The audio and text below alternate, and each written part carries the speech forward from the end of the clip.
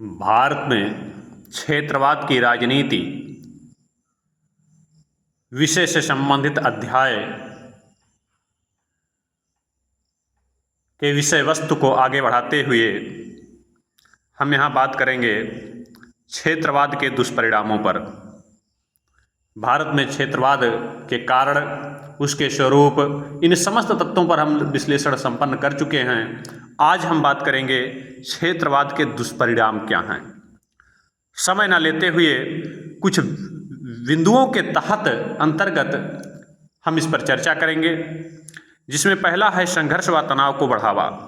कहीं न कहीं क्षेत्रीय राजनीति, क्षेत्रवाद की राजनीति से आज भारतीय जो है राजनीतिक व्यवस्था में, भारतीय सामाजिक व्यवस्था में संघर्ष और तनाव को बढ़ावा मिला है। राष्ट्र की एकता व अखंडता हेतु घातक, चाहे वह जम्मू कश्मीर का प्रश्न रहा हो, चाहे वह पंजाब का प्रश्न रहा हो, चाहे आज बंगाल में जिस प्रकार की स्थितियां उत्पन्न की जा रही हैं, कहीं न कहीं किसी भी रूप में क्षेत्रवाद देश की एकता और अखंडता के लिए एक प्रश्न चिन्ह खड़ा करता है, उसके लिए एक घातक परिस्थितियों का निर्माण करता है।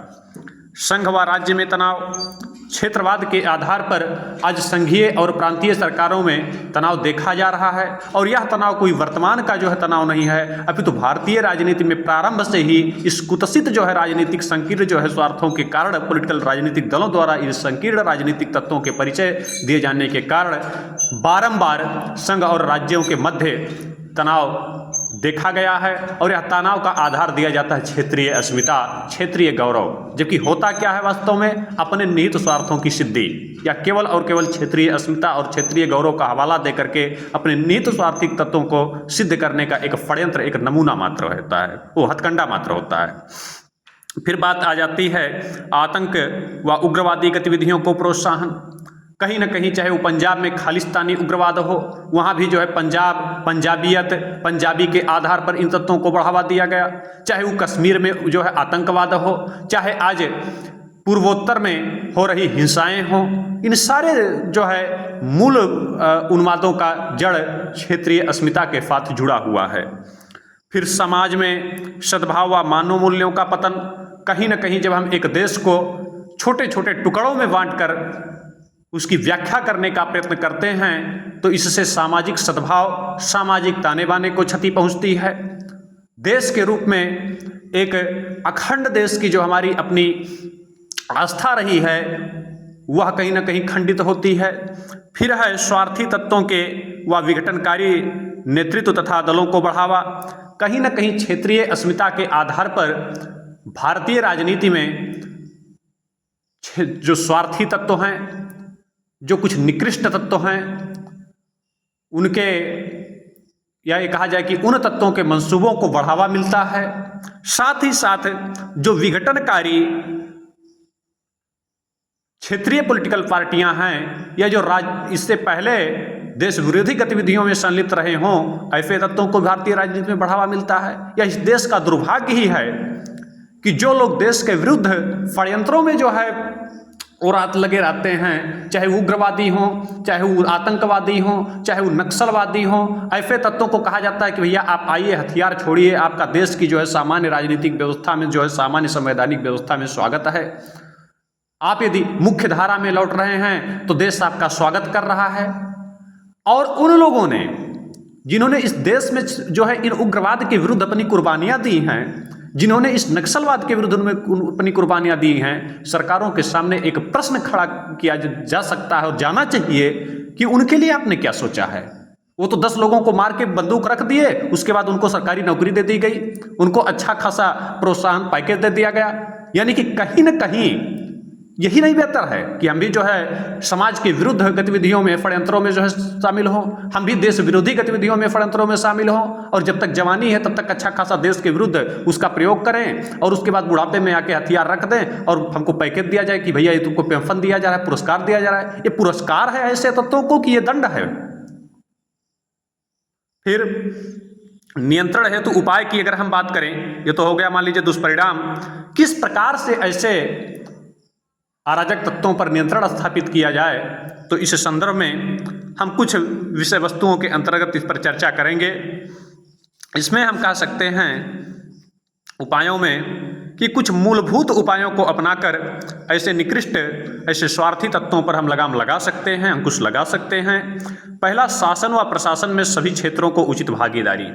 जो भी पॉलिटिकल पार्टी कोई भी, चाहे देश के नेतृत्व पर बैठे, उनको इस देश को एक शरीर मानते हुए और देश के सभी क्षेत्रों को शरीर का अंग स्वीकार करते हुए सबके साथ उचित व्यवहार किए जाने की आवश्यकता है। समस्त क्षेत्रों को शासन और प्रशासन के पदों पर उचित भूमिका, उचित प्रतिनिधित्व दिए जाने की आवश्यकता है। इससे भी हम कहीं ना कहीं क्षेत्रवादी तत्वों पर अंकुश लगा पाएंगे। जिस प्रकार से कुछ निहित स्वार्थी तत्वों के द्वारा क्षेत्रवाद के आधार पर, क्षेत्रीय अस्मिता के आधार पर ऐसे लोगों को बहलाया जाता है, उस एक प्रकार से षड्यंत्रकारी तत्वों पर हम अंकुश लगा पाएंगे। दूसरा है स्वार्थ के बजाय संतुलित आर्थिक विकास।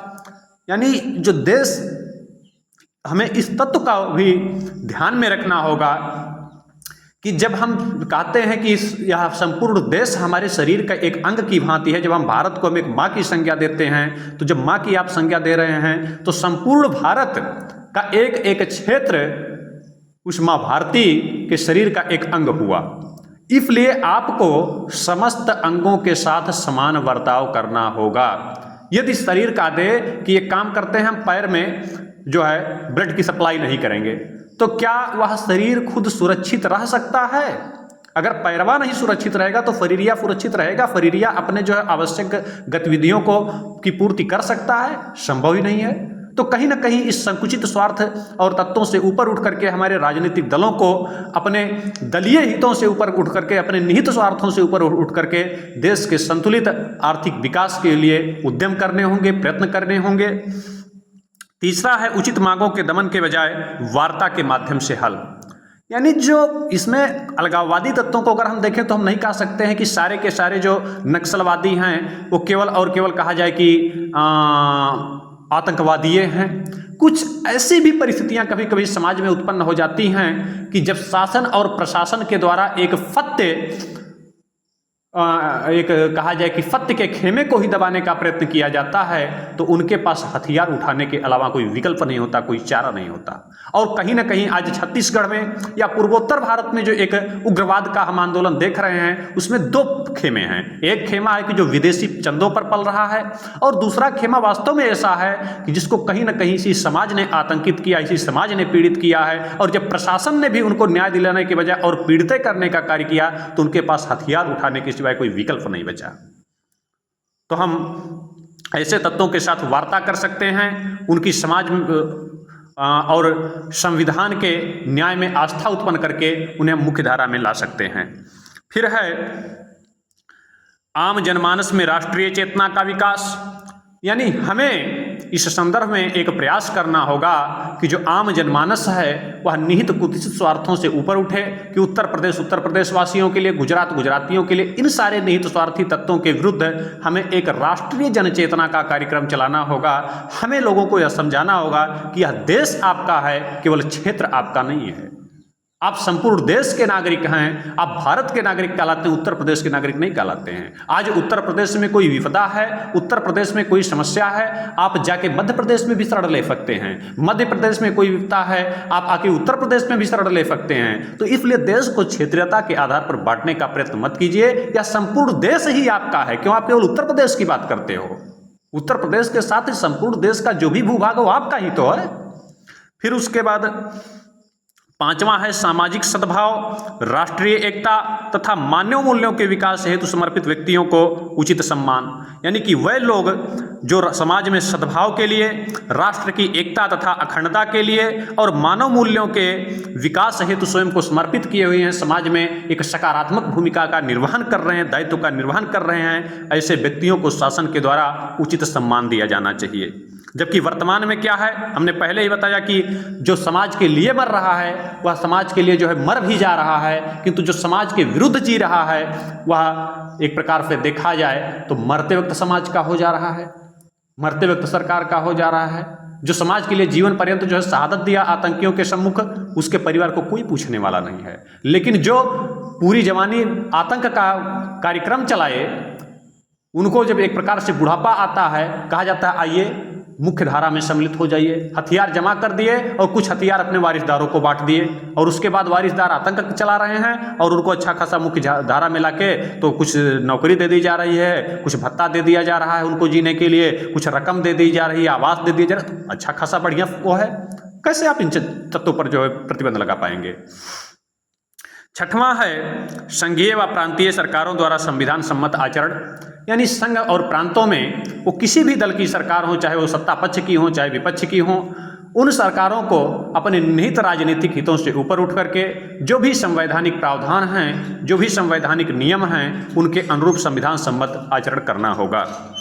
फिर हम कह सकते हैं सातवां बिंदु, अराजक व स्वार्थी तत्वों को स्पष्ट चेतावनी व कठोरता के साथ उनका दमन, यानी जो भी आज राष्ट्र के सम्मुख उसकी एकता और अखंडता के लिए एक प्रश्न चिन्ह बने हुए हैं, शासन को ऐसे तत्वों के विरुद्ध एक स्पष्ट जो है निर्देश देना होगा।